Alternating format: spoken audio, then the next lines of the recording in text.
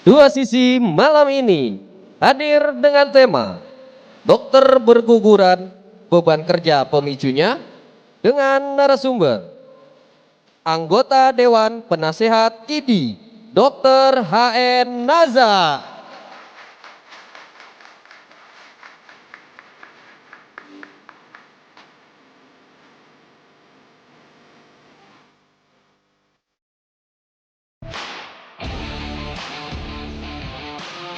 Ketua Pengurus Pusat Ikatan Ahli Kesehatan Masyarakat, Dr. Hermawan Saputra.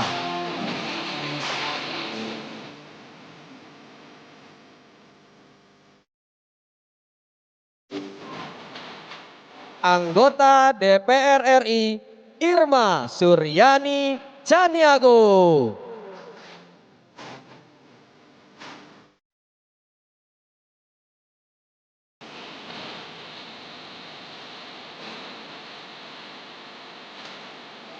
Praktisi kedokteran, Profesor Dr. Chandra Yoga Aditama.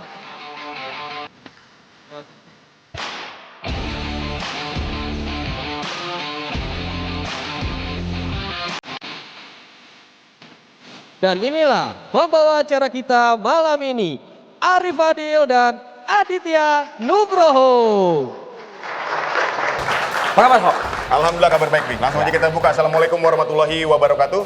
Anda menyaksikan program Kebanggaan Anda Dua Sisi dengan dua host kesayangan Anda tentunya, Aditya Nugroho dan Arif Adil.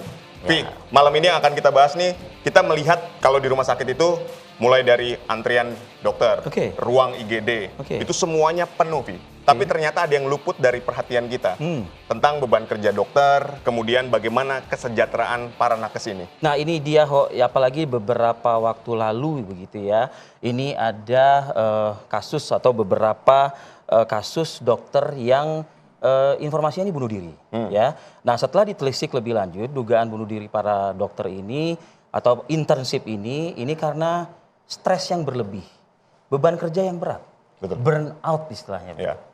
Betul. Nah ini yang akhirnya miris kita. Kita sangat prihatin dengan kejadian ini dan ini yang akan kita bahas dengan sejumlah narasumber yang sudah hadir pada malam hari ini untuk mengetahui bagaimana sebetulnya beban kerja dari dokter dan bagaimana juga kesejahteraan seorang nakes. Karena bayangannya adalah ketika menjadi dokter tuh, wah hidupnya mewah, punya privilege banyak. Karena semua orang bercita-cita anaknya kalau bisa jadi dokter kan gitu kan. Saya berharap ini tidak dibiarkan berlama-lama dan harus segera dituntaskan karena apa? Masyarakat membutuhkan pengobatan yang mana itu hanya bisa dilakukan oleh tenaga medis. Artinya kalau tenaga medisnya tidak fokus, tidak serius menangani ini, bagaimana kepercayaan masyarakat untuk menyembuhkan sebuah penyakit? Baik, saya ingin langsung ke Mas Hermawan. Mas Hermawan, ini kita melihat beban kerja dokter yang akhirnya membuat terjadinya burnout, kemudian terutama dokter internship. Ini yang paling banyak kasusnya dalam beberapa bulan terakhir ini, kejadian bunuh dirinya dokter. Mungkin boleh Anda jelaskan sebetulnya faktor apa sih yang menyebabkan akhirnya beban kerja dari dokter ini berlebihan dari pengamatan Anda? Sudah menyala.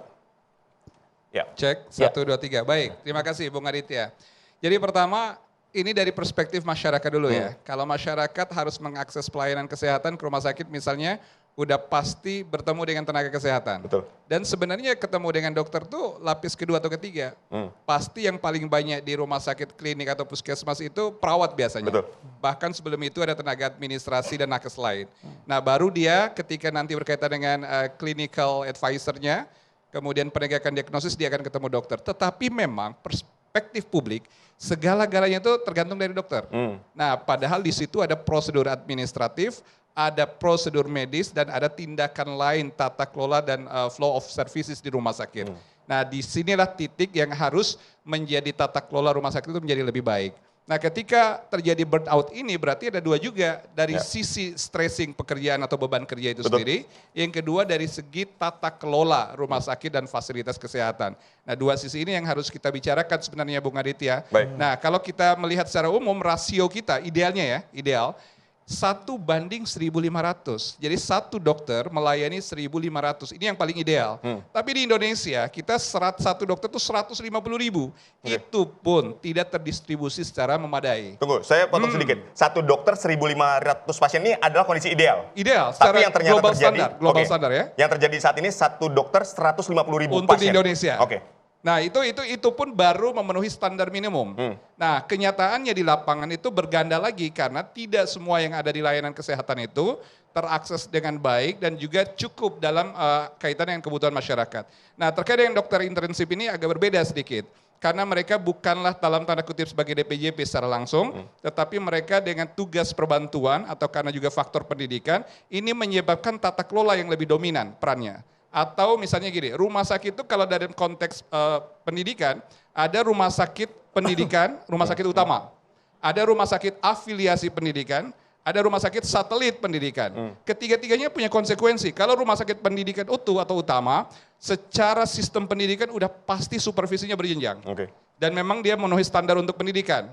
Biasanya yang bertanggung jawab adalah supervisor di atasnya. Yang kedua kalau rumah sakit satelit atau afiliasi, biasanya di situ sedikit ada semacam gap untuk supervisi. Dan kadang pemberdayaannya ini tidak merata, mungkin juga ada faktor lain. Nah ini yang harus dikelola dengan baik oleh rumah sakit. Dalam konsep WHO namanya ada WHO Excellence Model. Performance Assessment Tools for Quality Improvement in Hospital. Itu WHO Excellence Model, dua hal yang paling utama. Staff Orientation and responsive governance, artinya orientasi staf dan pelayanan yang responsif dalam tata kelola rumah sakit itu menjadi gold standar untuk dunia. Ya, Mas Hermawan, saya ingin dalami terkait dengan dokter internship.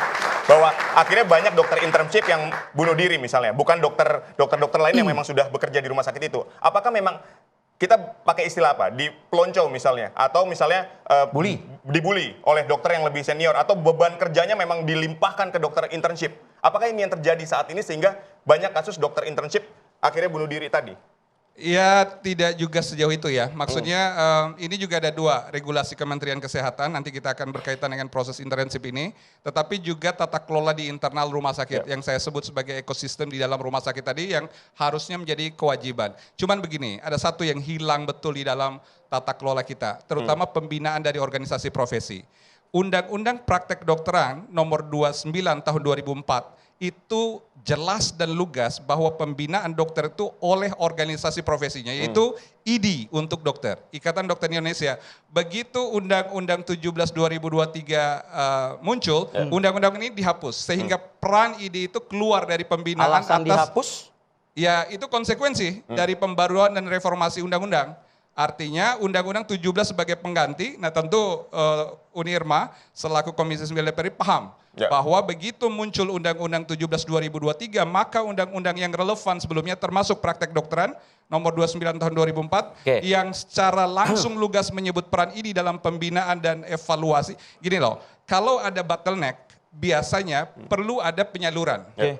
Maka dalam profesi dengan overload dan kapasitas yang begitu kuat, perlu ada kanalisasi, apakah curhatan, konsultasi profesi, pembinaan. Nah, dengan konteks kedokteran ini, maka agak minim peran IDI di situ untuk mengintervensi dan mengontrol supervisi atau sejenisnya apabila ada keluhan oleh profesi dokter maupun dokter intern. Karena perubahan undang-undang tadi? Itu salah satu hal yang harus kita evaluasi. Presidennya ke arah situ juga. Jadi tidak melibatkan profesi secara lengkap, secara komprehensif. Tidak hanya dokter sebenarnya. Ini garis besarnya. Perawat bahkan ya kan hilang. profesi kan dalam hal ini. Iya, dia punya undang-undang sendiri. Undang-undang 38 nomor 2014 tentang keperawatan. Bidan punya undang-undang nomor 4 tahun 2019 tentang kebidanan. Dan 3 profesi ini yang paling banyak di rumah sakit dan vaskes hilang peran organisasi profesi. Artinya undang-undangnya bukan malah maju semakin rigid tapi mundur menurut Anda? Plus minus. Tapi kita tanyakan nanti pada yang punya konstitusi untuk regulasi berikutnya nanti. Ini bola menggelinding ke arah Bu Irma. Silakan ditanggapi pernyataan dari Pak Hermawan. Itu pernyataan bodoh. Enggak cerdas.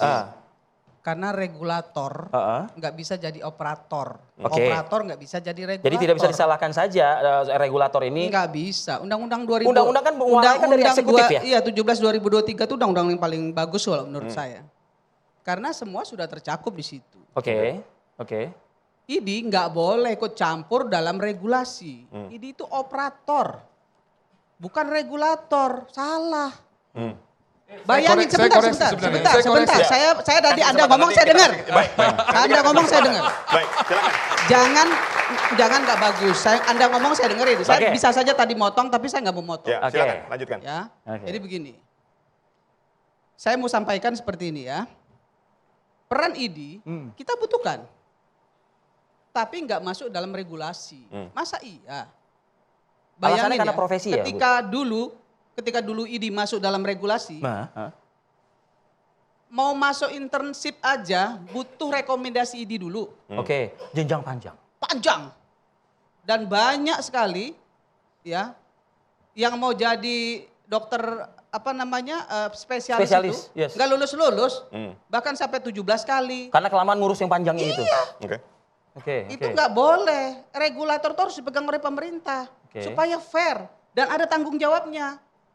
Kalau yang namanya organisasi profesi sama dengan semuanya ada organisasi profesi, bukan cuma di kedokteran. Ya. Kan kita harus tahu itu. Oke. Tapi dalam merumuskan regulasi. Gini, ini kan persoalannya Heeh. ada dokter yang bunuh diri. Ya, burn out lah. Kami menginvestigasi bahwa kenapa dia bunuh diri. Karena beban kerjanya terlalu berat. Apa temuan dari wakil rakyat coba? Beban kerjanya terlalu Satu. berat yang pertama. Ya. Oke. Yang kedua, tata kelola rumah sakit juga harus diperbaiki. Apa temuannya? Di rumah sakit apa yang terjadi misalnya? Karena rumah sakit nggak bertanggung jawab dengan dokter yang intensif di sana. Oke. Banyak dokter-dokter pengampu, dokter-dokter yang menjadi yang menjadi dok ya, pembimbing itu banyak kerja di mana-mana. Nah, sedangkan yang Sehingga dokter Yang ada intensif inilah standby. yang kemudian dijadiin budak. Oke. Ketumpuan, fakta. Itu fakta kerjaan. tuh. Oke. Itu fakta. Dan kami Komisi 9 sudah menyampaikan kepada Kementerian Kesehatan, intensif pun harus diberikan insentif. Nah, dalam hal ini rumah sakit itu sebetulnya nggak boleh membiarkan itu. Nggak boleh. Dokter intensif pun harus diberikan insentif. Kami sudah sampaikan itu Kementerian Kesehatan. Banyak terjadi itu, Bu Irma. Banyak terjadi. Kasus yang terjadi di Karyadi soal PPDS kemarin Ya. itu saya yang memfasilitasi antara kampus dan rumah sakit. Dan saya bilang kalau kalian nggak mau buka-bukaan saya nggak mau fasilitasin. Ternyata benar banyak yang dibully. Kejadian pembulian itu fakta dan itu harus diperbaiki. Dan kami minta kepada Kementerian Kesehatan untuk memperbaiki itu. Oke. Sejauh mana Kementerian Kesehatan sudah bergerak untuk mengarah ke perbaikan tersebut? Sudah akan dilakukan pemberian dalam Undang-Undang Tenaga Kerjaan yang baru ini pun ya termasuk yang Undang-Undang 17 2023 itu juga di sana sudah ada aturannya. Oke. Sebetulnya semuanya udah nggak ada masalah. Oke. Jangan ID kemudian mau ngambil peran pemerintah, salah juga. Koreksi ya. Jadi boleh, Anda boleh Ya, ya, koreksi. ya. Oke, kita kasih kesempatan ya. Baik. Pak. Sebentar, Silakan. saya belum selesai. Oh, belum. Tadi Oke, dia lama silakan. banget ya. Oke. Saya baru belum selesai nih. Baik. Ya, bayangkan pengelolaan limbah rumah sakit aja ID yang ngurus. Nggak boleh dong. Itu bukan urusan ID. Itu salah satu yang kemudian kami di Komisi 9 tidak memasukkan ID sebagai regulator. Fine. Oke. Done. Baik. Oke, Boleh, silakan, saya Bang pertama Taufik. mengoreksi. Satu, saya di sini tidak mewakili ID, yang mewakili ID beliau. Iya. Oke, Nah. saya Bisa melihat bisa speak up juga sebetulnya Dokter Iya, Nazar. iya. Nanti kita akan Tapi dengar begini, suara Dr. Nazar saya setelah ini. melihat dari Saya ikut perspektif tertib makronya, pengetahuan dari bukan Anda itu ya. dulu. Sebentar. Saya ingin melihat dari perspektif makronya.